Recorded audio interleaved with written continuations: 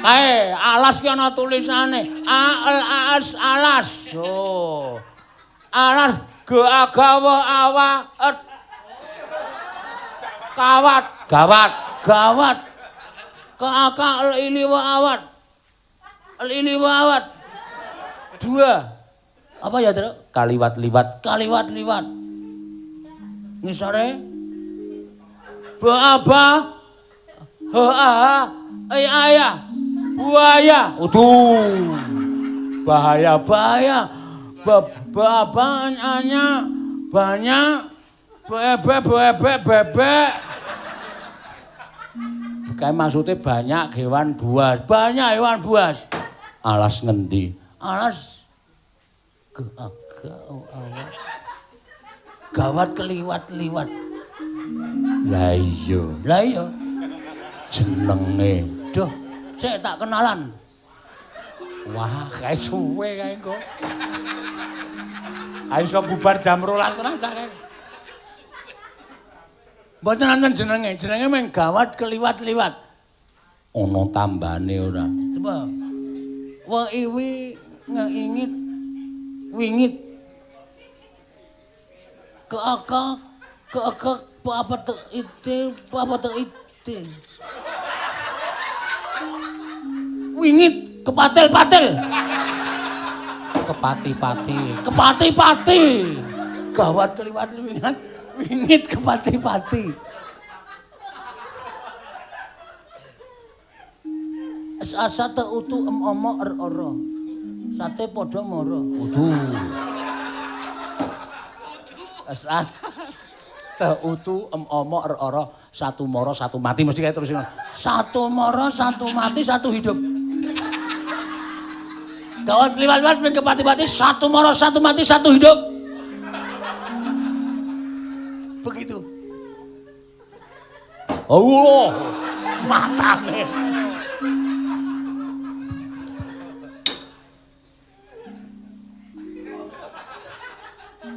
Kae ngisor kae isih ana tulisane. Wah, Andara Janaka kowe ya seneng kok ya. Mulane kok.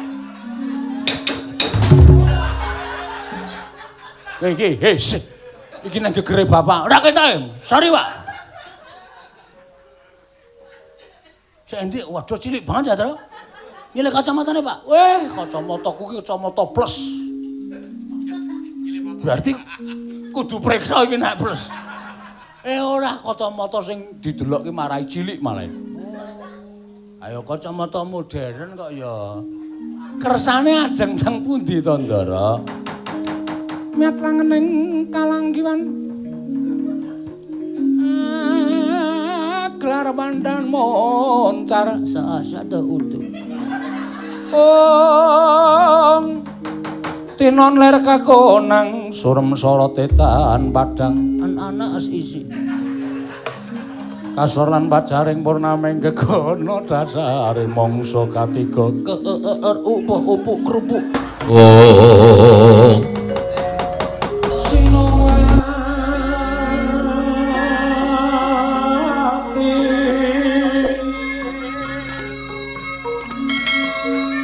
Senopati jagat kinari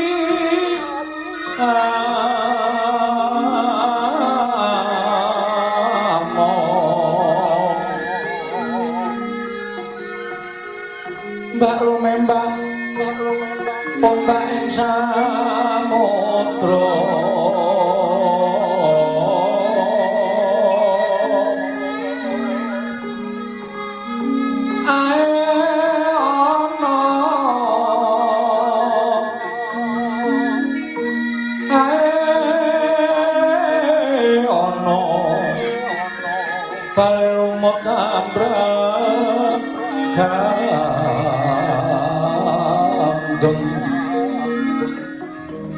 Hawito tenjeng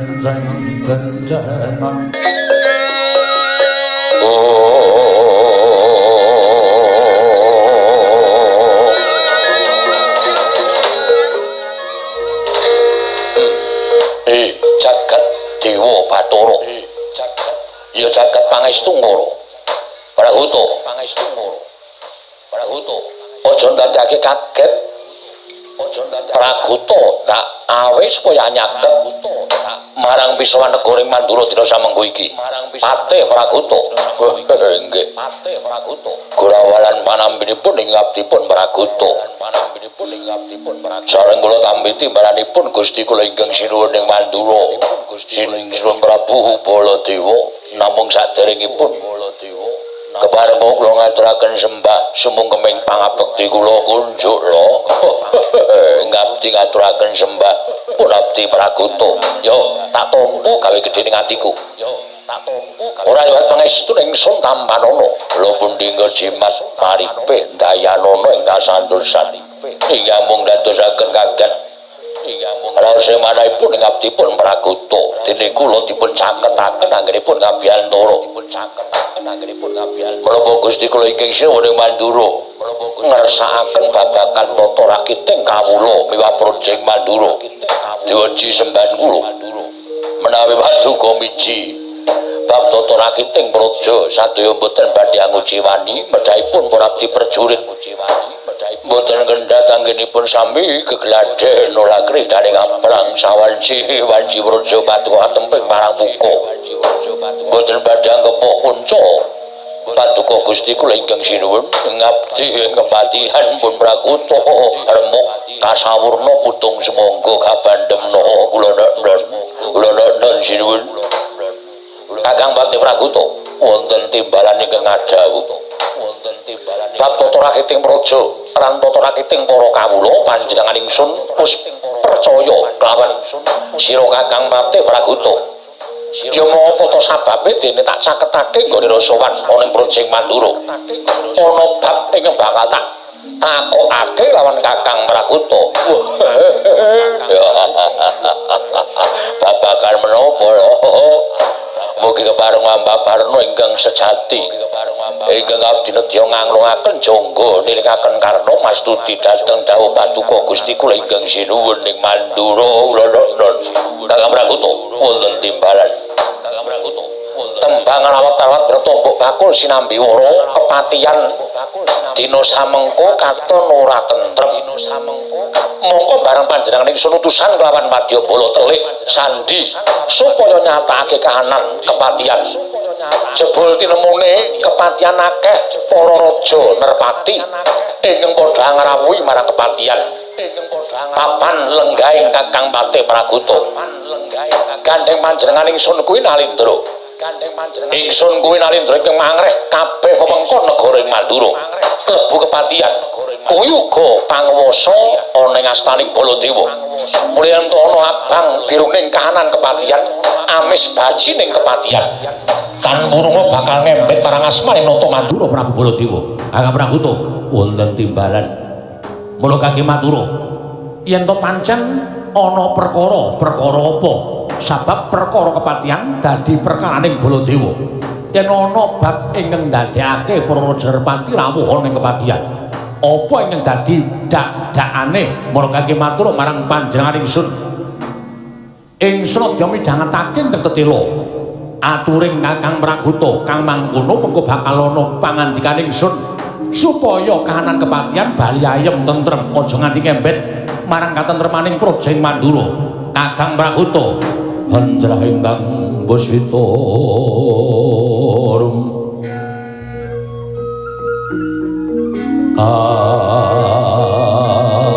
kasilring samirana mlih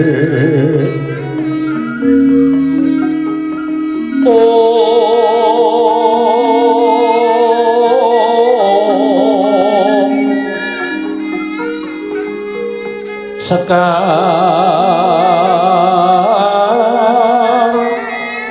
kadung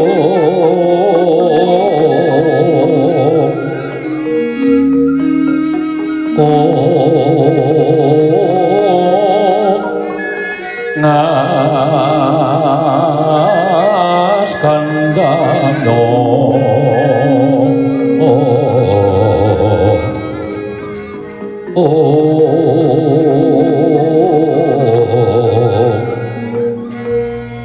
maweh raras renaning driya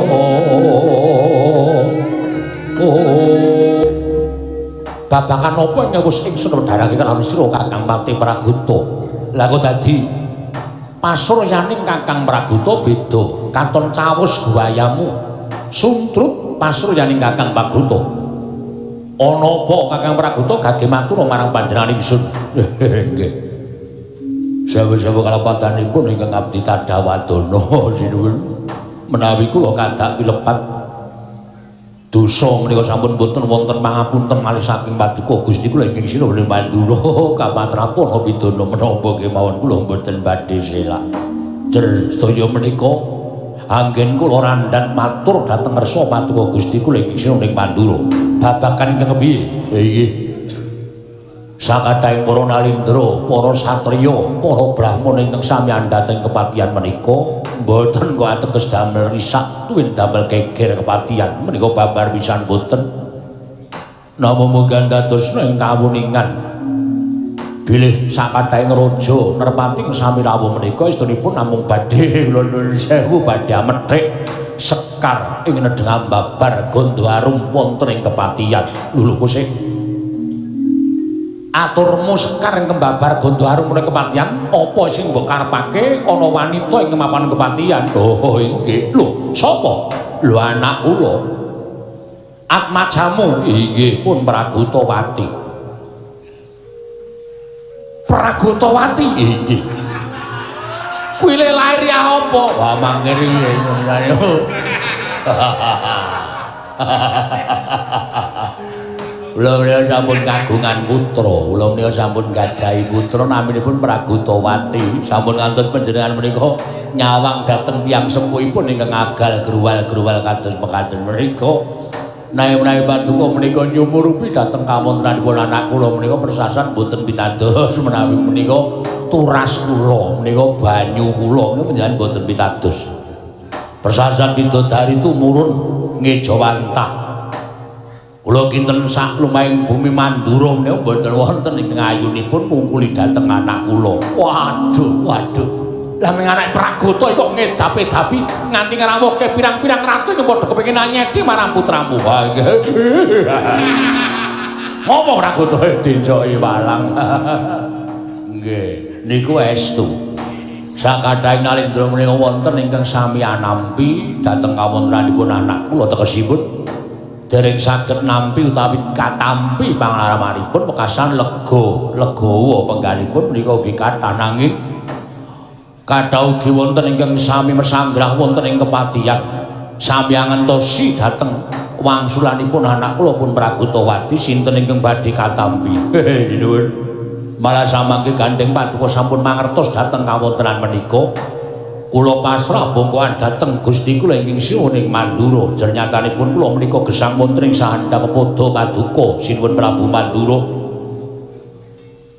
Kula aturi anjenengipun dhateng kawontenan negari kepatihan Mandura.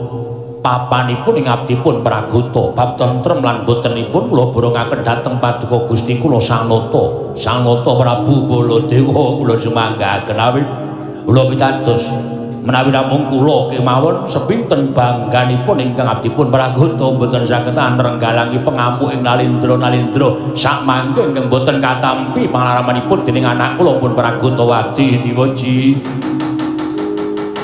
Kagat risang kapirang rinanggul kinembet kembet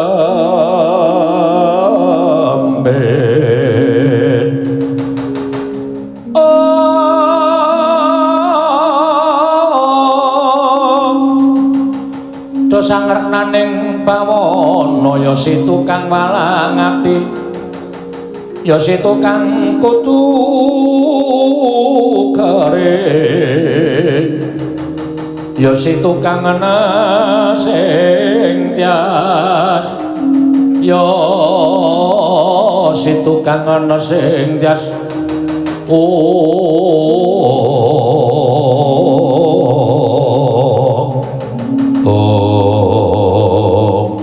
walah dalah buku karepe dhewe ora nyono babar pisan jebul kaya ngono kanang kepatihan. Nggih. Mila kula semanggaken dhateng paduka Gusti kula ingkang sinuwun. Kakang Pragata ya.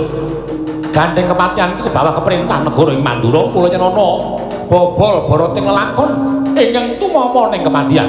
Aku ingkang bakal saguh madhangake lan aku ingkang bakal bisa menehi dalan ingkang prayoga tumrap para Nalindra aja nganti gawe geger kematian. Bareng paduka wis mengko ana panjenengan ingsun. Ha inggih ngestakaken dawuh sinuwun. Rekat lampahing rata tanpantara prateng. Prateng sukuning argeram kang tumingal.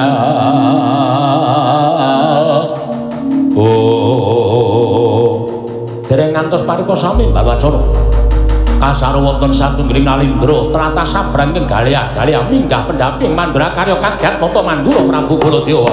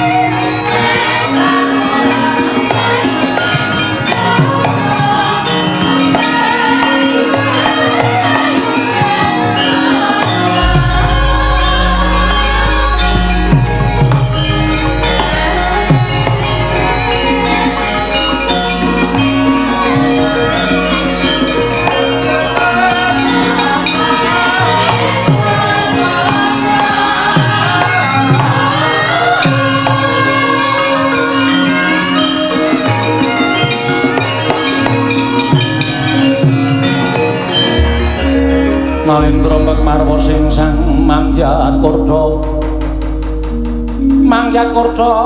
kata kaping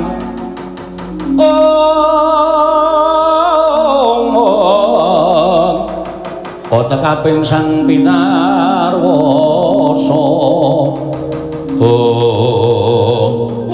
jagat Dewa Bathara jagat pangestu Prakuta wonten timbalan. Wangune iki salah sawijining Nalindra ingkang kepengin anyedi kalawan putramu ya kuwi si Prabutawati. Ha inggih. Ning kok kesasar mrene prayoginipun timbali menapa wigatosipun lan Nalindra saking pundi? Apa kowe durung nate srawung? Ha nembe sepisan menika kula nyumbun-ubi. Kula semanggaken sinuwun borongaken paduka paring katentreman dumateng kepatihan diweji. Isana kowe Nalindra saka ngendi lan sapa jejulukmu teka kowe munggah ana ning kedaton Goreng Mandura. Nur Hamid pasang Kalimantabi tinebina ngilodoni Demawahing Tawang Tuwa. Diweji dipun tepangaken kula Nalindra saking negaring Paranggubarja ing sudi mestani dhateng kula Prabu Dirgabiswara. Prabu Dirgabiswara kasinggihan mekaten. Tanpa tinimbalan kowe wani munggah ana ing negara Mandura wigatine ingkang sepisan kula ngupadi dhateng pepatih Mandura ingkang sekawit kula jumujug wonten kepatihan parandene aturipun prajurit saking kepatihan bilih Sang Patih Praguta nedheng sowan wonten negari Mandura kaselak nata ning manahipun ing abdipun Dirgabiswara tumunten kula sumusul wonten negari Mandura ingkang wigati badhe sak pejagong kaliyan Patih Praguta ingkang sak mangke sowan dhateng negari Mandura pancen kepara nyata yen Patih Praguta kuwi warangkaning sun kowe pepatih negara Mandura iki perlumu apa kula badhe nyuwun keterangan anggen kula nglamar dhateng pun Dewi Pragutawati ditampi menapa boten yen ditampa tegesipun Patih Praguta menika badhe kula aosi, badhe kula sungkem minangka dados tiyang sepuh kula. Nanging yen upama Pragutawati ora nampa kalawan penglamarmu, Praguta ora nampa penglamarmu, Pragutawati ora nampa katresnanmu, kowe piye? Nyuwun pamunten. Sampun dados tekad kula menawi kula boten katampi penglamar kula rawe-rawe lantas malang-malang butuh. Menawi perlu kepatihan badhe kula damel sungsang bawana bali sinuwun. Sri Baladewa Narpati tuwin Nareswara Kresna kalangkung tresnanira marang Diabanon Cinawi. Oh, jagat wa batur jagat Mangstungala Prahuta wonten dawuh. Yen ngono kepara nyata, ora usah dadake mbuktekake marang kepatihan. Wis ana bukti ing swanana negara Mandura. Nggih ngaten menika. Wong sing jeneng lamar ora ditampa arep nesu sara pundi menika kathah ratu ing ngaten-ngaten menika nuwun sewu kathah sanget sami mlempak mesanggrah wonten kepatihan. Mila kula sumanggaken dhateng Paduka Gusti kula ingkang sinuwun Dirga Pisara wonten dawuh sinuwun. Kancamu eneng pira? Sakathahing nalindra ingkang sami mesanggrah wonten kepatihan saking panginten kula langkung saking 100 nalindra. Wah edan. Ming anak Pragota kok nglumpuhke ratu 100. Nyatanipun mekaten kelumpono supaya aja nganti dadi daredang ana negara Mandura luwih ana kepatihan negara Mandura. Kabeh ratu kelumpono panjenengan sing bakal menehi dawuh kala nalindra kang padha nglamar karo anake Pragota. Oh iki ngestaken dawuh. Menawi ngaten klempahipun wonten alun-alun kepatihan menapa wonten alun-alun negari Mandura aja nganti mengko kurang gone nglumpuke ning alun-alun Mandura. Ngestaken dawuh. Nglumpuke ning alun-alun Mandura. Aja nganti kliwat wektu. Liwat wektu tinggal. Nek cara kene ngono. Ngestaken dawuh nyuwun pamit tak mbang-mbang itu sing ati-ati aja kaya bocah cilik. Kula mantal pasilan yo kono Dirga Pisara sing ati-ati.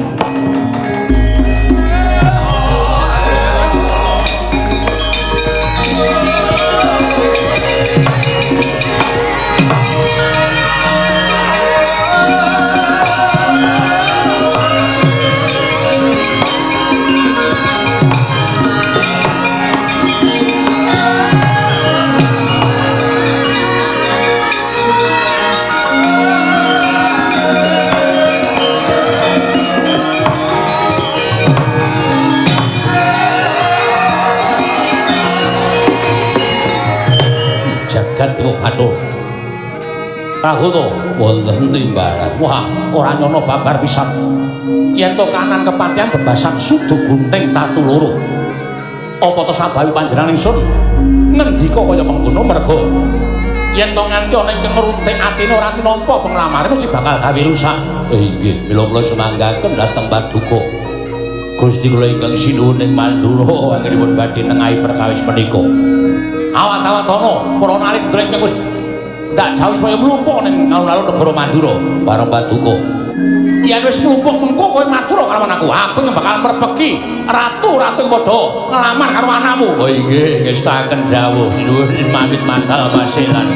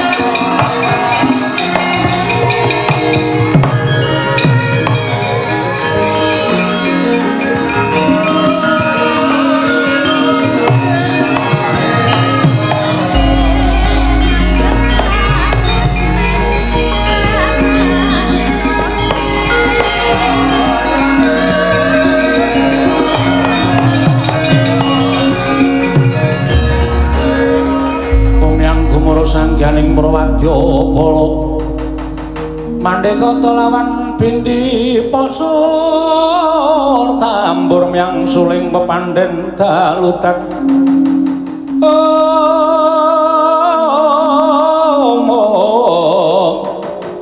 pasur tambur myang suling pepandhen dalutak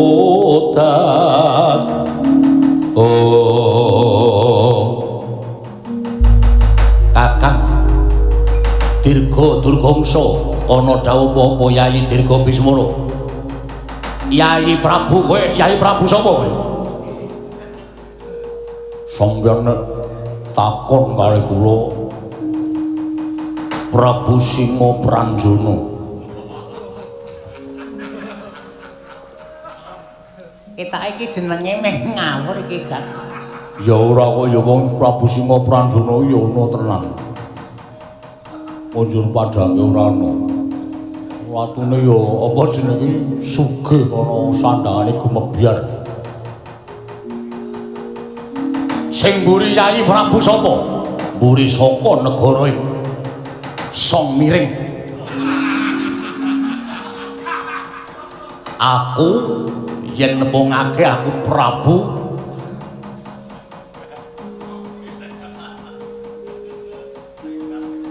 Karto Nyono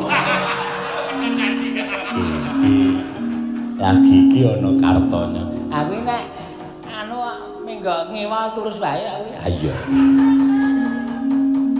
piye keterangane Yai Dirga Biswara Kakang Dirga Durgangsa dina samengko Nalindra Mandura bakal paring keterangan marang para raja-raja ing padha ngayunake marang putraning Mate Pragoto bab ketampa lan ora mengko nang astaning Sanata Prabu Baladewa. Wah, lah dalah yen pancen kaya mengkono.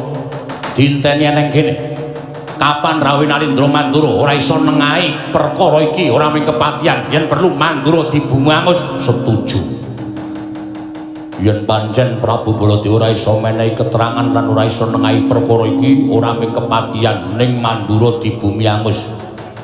Kok wonten dawuh Nalindra Mandura bakal rawuh mrene menehi keterangan kawan aku lan kadang-kadangku Nalindra kepadha ngayunake atmajaning Pate Pragoto. Mboten jane sampean niku nuwun sewu lho. Le dolan kurang adoh.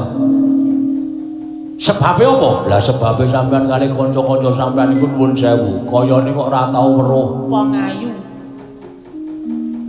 Sak jagat niku mboten ming sagodhong kelor digelar niku ora ming cukup sagodhong kelor wong ayu gaweane sing gawe urip niku sebar lor kidul wetan kulon ora kurang nek ditonton saka bapakne Pragoto niku guneng pundi-pundi guyu kok napa anake kok terus dadi bocah ayu niku ora mesti nggih mboten mokal nuwun sewu mokal kelakone Boyo golek wong wedok liyane. Kok aku wis tau ketemu karo Pragotowati nang Pasumenang. Citrane ngukuli widodari, kowe aja nyepelek karo Pragotowati. Nadyan wong tuane kuwi agal growal-growal, senengane guyu latah-latah kaya ngono. Mbane kaya wong kurang genep pikire. Ning anake wah, kowe nek weruh contoh kepruk watu dasmu kok. Yo ora ono wong weruh. Wong weruh wong ayu kok sirahe dikepruk watu. Anek nesu ana. Sapa? Aku. Ana. Mbok wis rasa omong ku sing biyen-biyen. Isih akeh. Sing biyen kok isih apik. Ada beberapa histori sing diomongke saiki iki isih gayeng iki ana. Oh. Ming tak simpen wae kok kalau masa tak bukain mbok siji biya. Lah iya. Banjur rawuh nata Mandura besok kapan dinteni sawetara mbok menawa dilongkah mesti bakal rawuh ana ing alun-alun negara Mandura ki.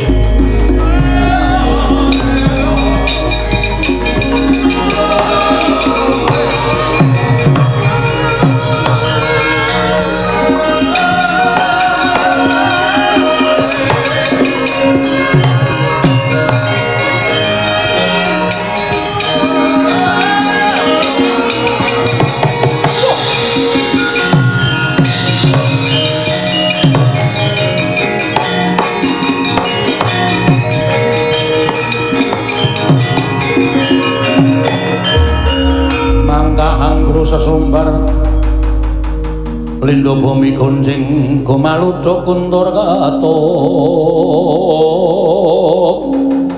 lumembak menyukang kumambang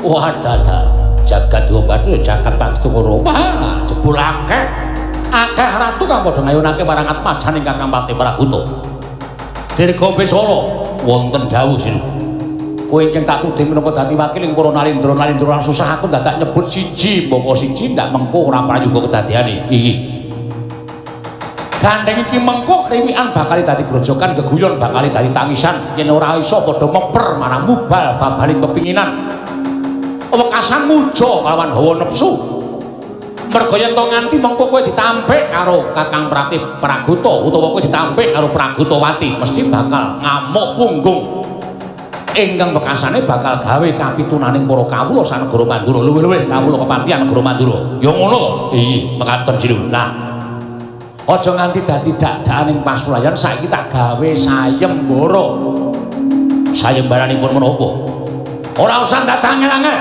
panguwasa wuta negara Mandura kuwi Prabu Baladewa mula perkara Pragutawati ku ya kotaning Prabu Baladewa aku yang gawe sayembara sapa sing iso mupu sayembaraning Baladewa wenang boyong atmajaning Kakang Nate Pragoto wadah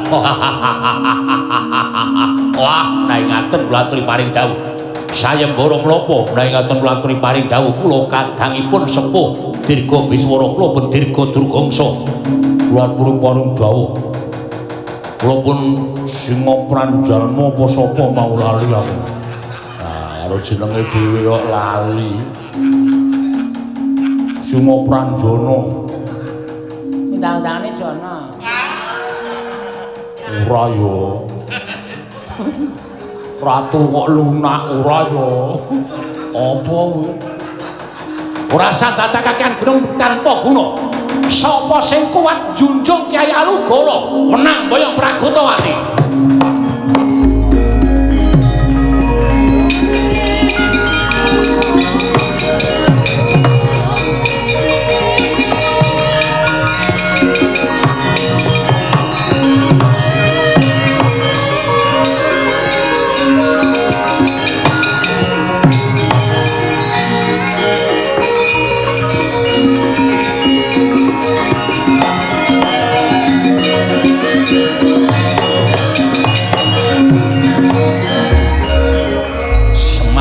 Prabu Baladewa apa dianggep negaraku song miring ki ora ana pusaka pusaka ngene iki pirang-pirang didol ning pasar malam yen kula tak candhak tanganku tak junjung Pragutawati dadi darbeng Prabu tanpa nama Iqbal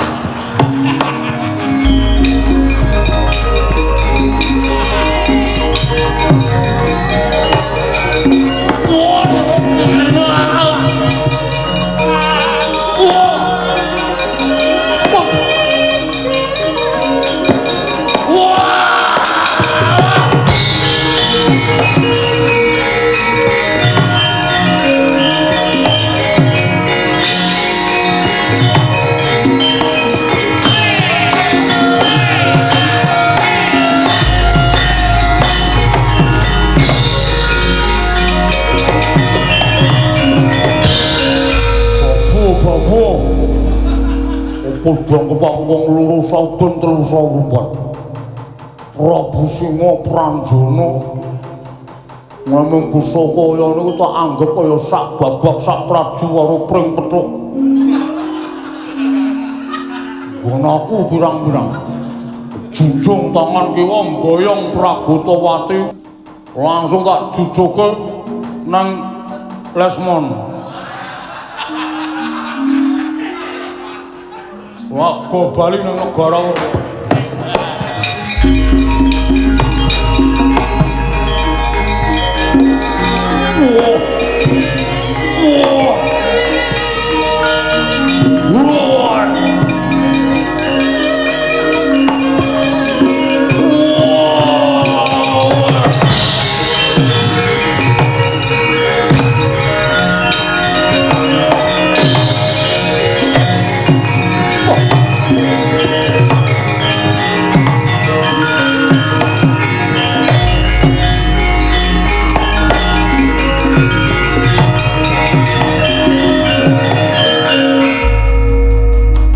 akeh para narendra ingkang ora kuat junjung Kyai Alugara. Wah, sajake ora baen-baen iki Yayi Prabu. Iya, Kakang Dirga Durgangsa. Miturut penemuning Sadi piye? Apa ora prayoga yen to pusaka dijunjung wong loro? Mengko perkara Pragotawati kepiye nggone mekonah, mengko gampang sing wigati pusaka kudu iso dijunjung men iso rampung sayembaraning Prabu Baladewa. Yo, kowe karo aku bareng wae ora usah dadak dhewe-dhewe.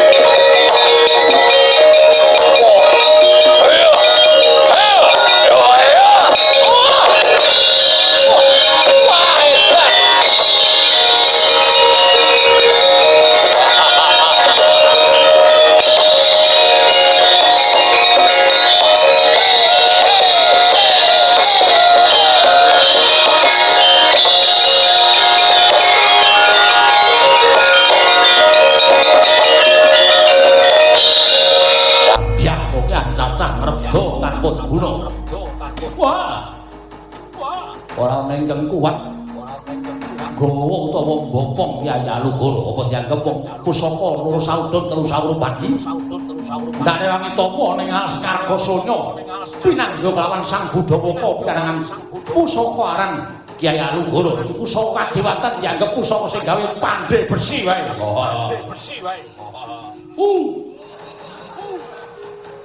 ratu-ratu rapoklo ngepek karo anake Prabuta.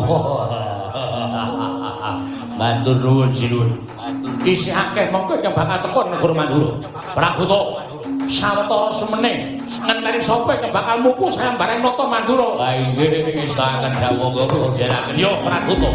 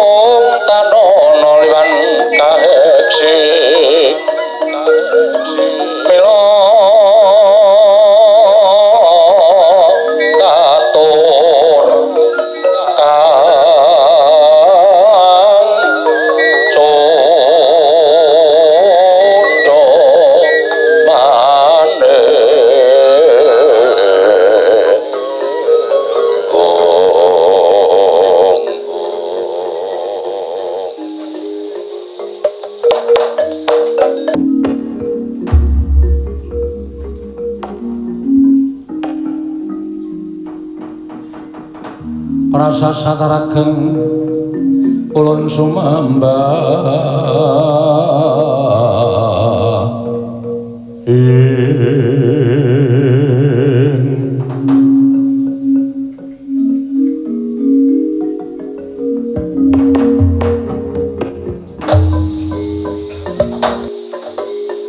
Niwangsuk muna mangadili luwih ana sasminaning sun jagat wasisaning Ubathara Setyaki boten timbalan sawetara prayoga nunggunmu ngadhep ana ngarsanipun Kakang pun Kakang nedya marang sowaning Kakang Udawa lha kok sajak kita ana wong wigati lho semanggaken Kang Prabu Para Madya Wusana lan Purbawasa wonten asta paduka Kanjeng Kang Prabu Ndorowati Dimas Nggarparuciya Kakang Udawa iya wonten timbalan jinun sumengko sowaning Kakang Patih Udawa ora kaya adat sabene sajake bakal darbiatur ingkang bakal siraturake kelawan panjenenganing sun Kakang Udawa ilangna jiga kelawan pekewu Durgama Sangga Runggi mara gage matur marang panjenenganing sun Kakang Patih Udawa wale-wale menapa diweji semban kula inggih namung paduka ingkang saestu paring panggesangan dhateng ngabdipun Udawa inggih namung paduka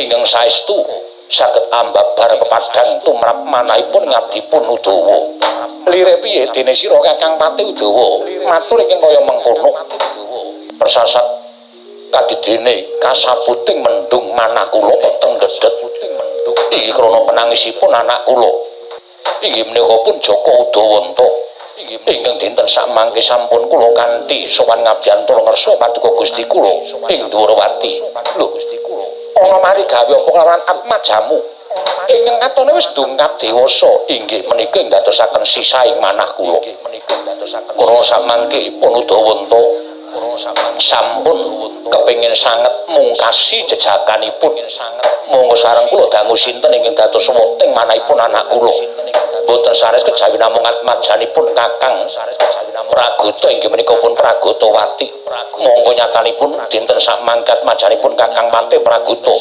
nedeng dipun lamar para nalindra sewu negari Tanwandi menika mangke badhe ngempet dhateng Lonteng Mandura Sinipun Prabu Mandura inggih Sinipun Prabu Baladewa inggih mekaten kula nyuwun kanthi sanget kepareng paduka Gusti kula Sanata Prabu Sri Bathara Kresna inggih semban kula paringa margi supados rancak anak kula anggenipun saged anyeti dhateng putri saking kepatihan Mandura menika diweji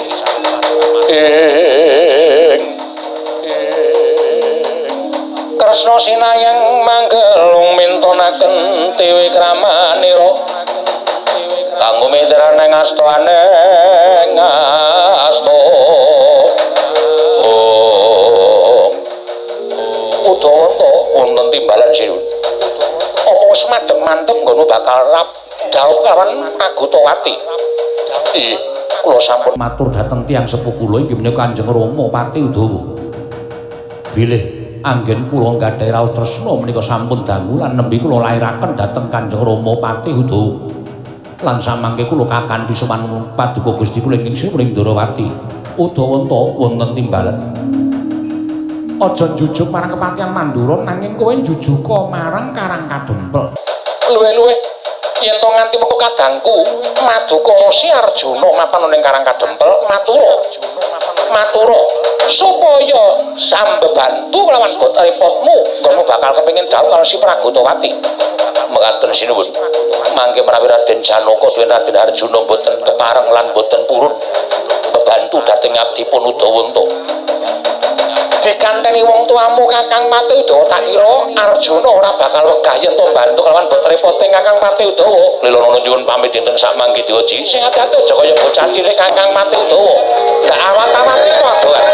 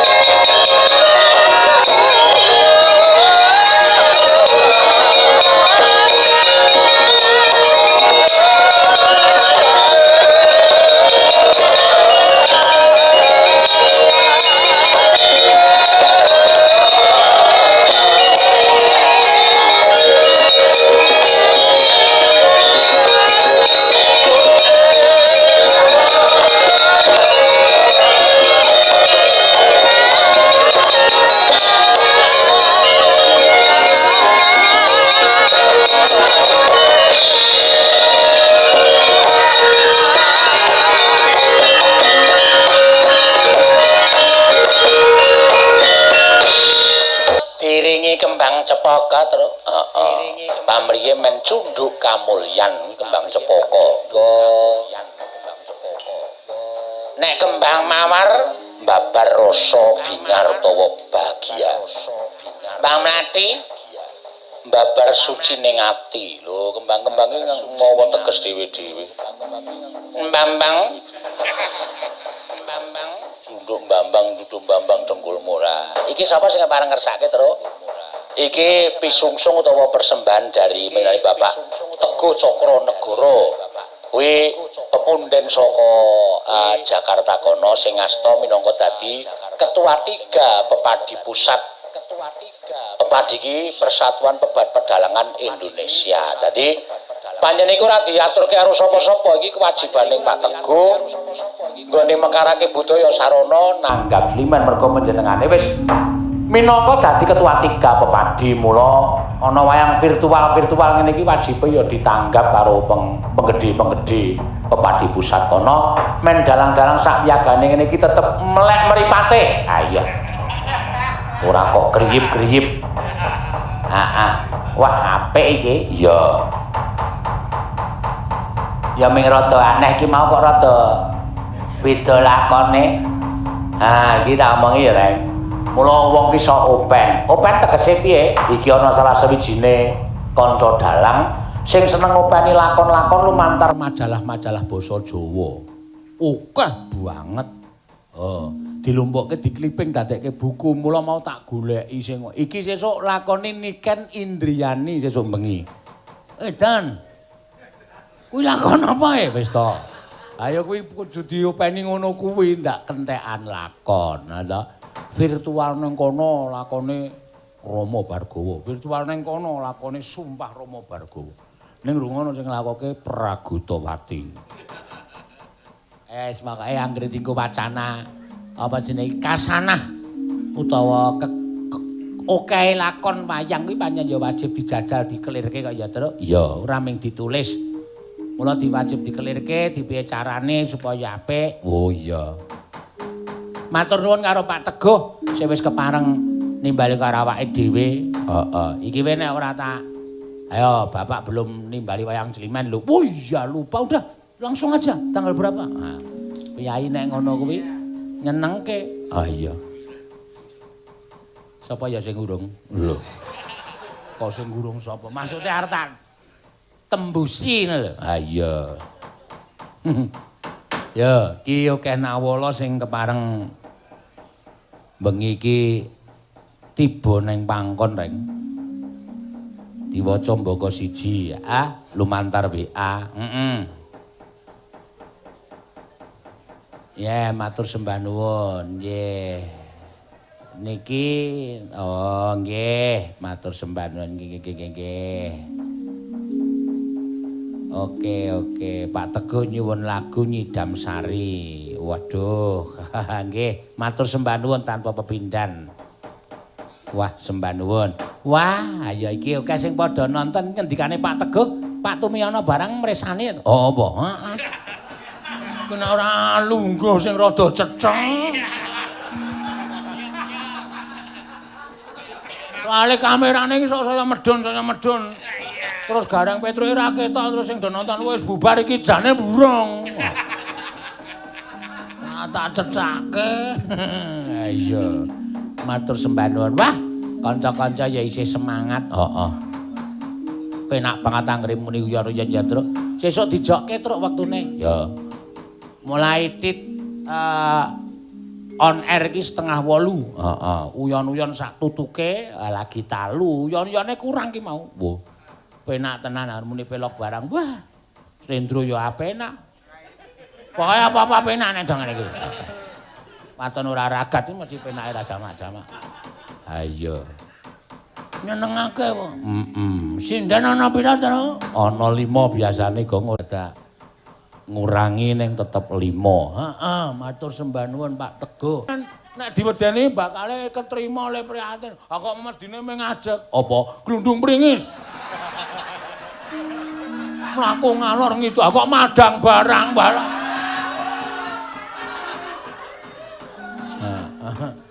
Memedi kok doyan sego. Waduh, udu iki aku yang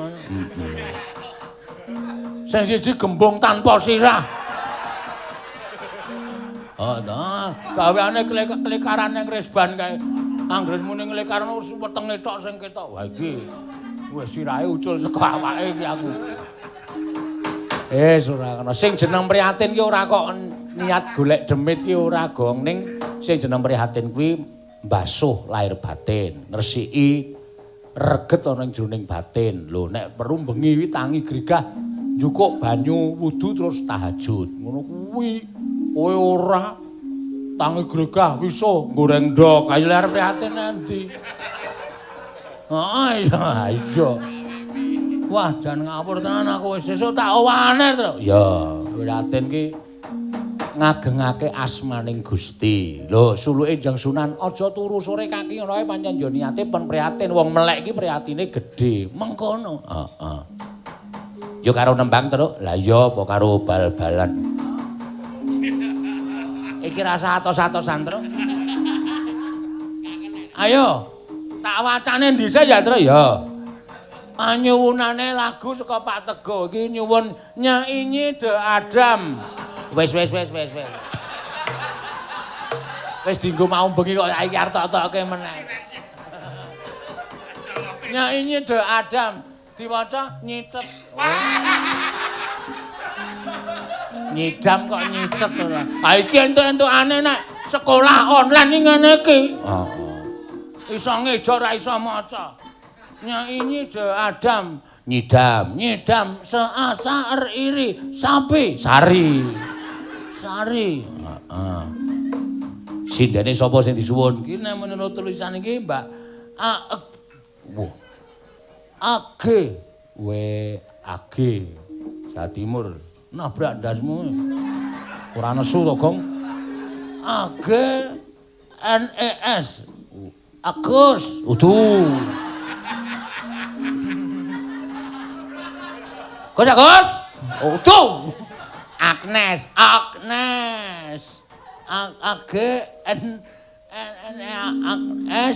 I A. Oh. Agnesia. NAN. Ada. Oh, ada. Ayo. Nanda seasar iri nuur. Apa ya cara? Nur Boy. Ayo sih ana terusane kok nuur ieng nuring mubeng kutha. Kae turing. T Y A I tai. Tias.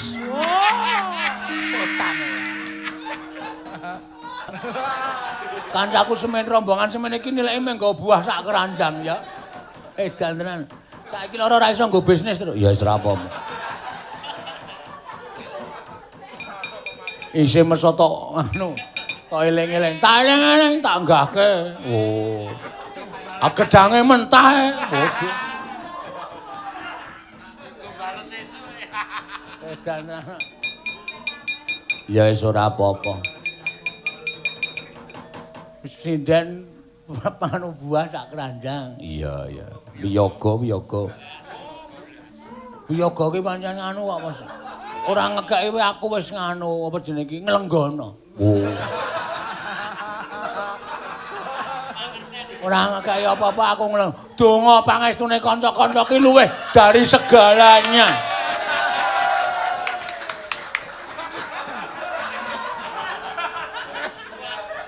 Iya. Oh nyatane ya piye? Aku nang ruang ICCU kanca-kanca turu nang kebon. Oh. Mergo ya do ndongake kowe nang ora nglungani omah. Lah iya. Nggo alasan. Luwih becik turu kebon bangane turu omah bunek. Ha iya.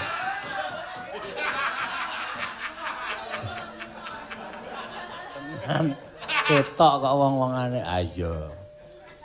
Mula tenan aku sehat, Mbak Mimpin Mbak Apri alhamdulillah dongamu wis kembali dadi Kemarin itu hanya salah diagnosa. Oh.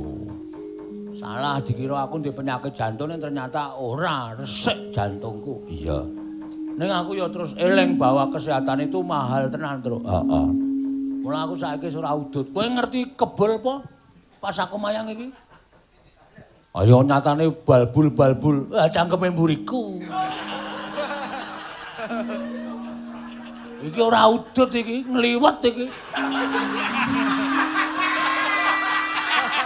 Dadi lambene wondoke nek ditumpangi ketel nom.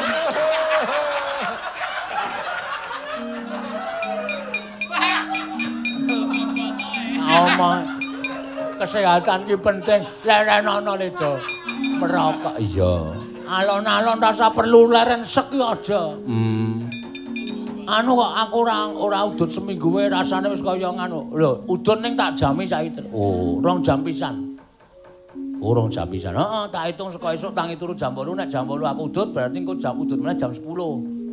Nek jam 10 aku udut meneh aku engko jam 12. Dadi sedina iki paling ming 6 lencer. Biasane setengah dina iki 2 bungkus. Weh. Iki kejaba sehat ngirit. Heeh. Aku ora udut seminggu wae iso tuku TV 14.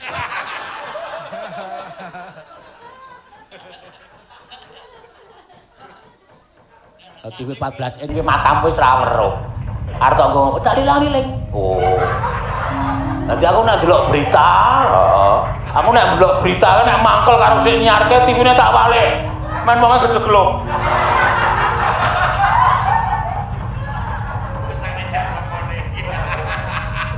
Tenan kuwi. Asli. Kosine Tamer. Udu Semar. Siapa? Tokoh Udu. Semar iki adine tokoh Udu Semar Joko. Ndara Janaka. Serius lho. Waduh, gayamu lah tenan. Lenggah sing apik. Wo. Ya ora omong-omong Petruk iki ngawur. Bagi pemadam kebakaran. Nyemprot dasmu. Bapakne kok diloke pemadam kebakaran ora. Den. Pripun iki tekan ngendi? Tekan ngendi rek? Ampuh. Tekan ngendi terus embuh.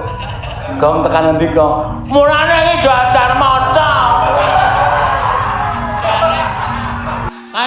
Alas ki ana tulisane. Alas alas. Oh. Alas gawa awat. Gawat. Ka ini awat. Ini awat. 2. Apa ya, Tru? Kaliwat-liwat. Ngisore Ba-aba Ha-aha ayah buaya. Waduh. Bahaya. Babanya banyak. Bebek. Kayak maksudnya banyak hewan buas. Banyak hewan buas. Alas ngendi? Alas gawat keliwat-liwat. Lah iya. Jenenge. Duh, sik tak kenalan. Wah, kae suwe kae kok. Ayo iso bubar jam 12 lah sak. Mboten nenten jenenge mung gawat keliwat-liwat. Ono tambane ora. Coba. Wong iwi ngeingit wingit. Keakak apa tuh ite. Wingit kepatil-patil.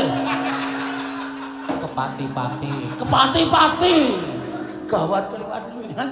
Wingit kepati-pati. Asa ta utu omo ero. Sate padha mara. Utu. As. utu omo ora satu mara satu mati mesti kae terus. Satu mara satu mati satu hidup. Kawan kliwat-kliwat ning mati-mati satu mara satu mati satu hidup. Begitu. Allah, matane.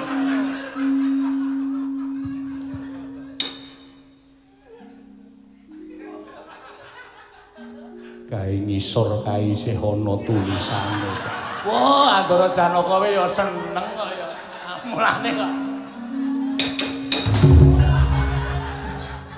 Iki nang gegere bapak. Ora ketok. Sorry, Pak. Endi waduh cilik banget ya, Tru. Nyilih kacamatane, Pak. Weh, kacamataku ki kacamata plus. Berarti kudu priksa iki nek plus. Ora kacamata sing didelok ki marai cilik malah. Ayo kacamata modern kok ya. Kersane ajeng sang pundi to, Ndara? Miat langening kalanggiwan. Gelar bandan moncar sasada utuh. Oh, tinon ler kakonan surem sorotetan padang anak sisi. Kasoran pacaring purnaming kegono dasare mangsa katiga upuk-upuk kerupuk. Katrenjo praptaning patih Udawa miwah sang Udawa entah kagiat sang Arjuna wae. Mareka den prayitna smores. Oh.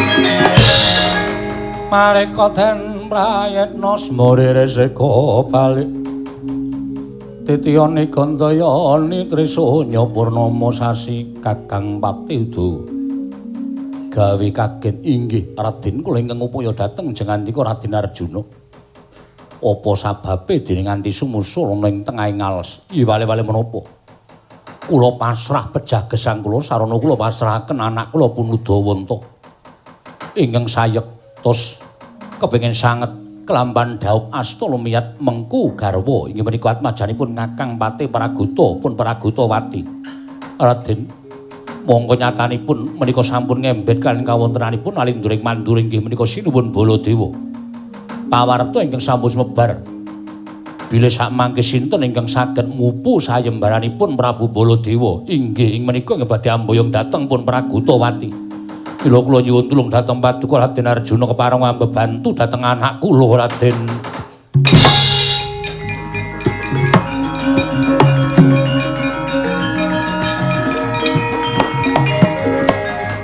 Molat mara Sang Arjuna esmanya kang kamanungsanira Udawanta iwunten dawuh Raden. Ora susah malang ati. Aja tida-tida rasamu. Yen wani ya wani yen ora ya ora. Ayo mara kaget awat-awati budhal marang alun-alun negara ing Mandura. Aku percaya yen to pancen Pragutawati kuwi dadi jodho dhaupe atmajaning Kakang Udawa ya sira Jaka Udawanta. Ora bakal kurang jalaran nggone bakal dadi lantaran kasembadan panjang kamu. Oh.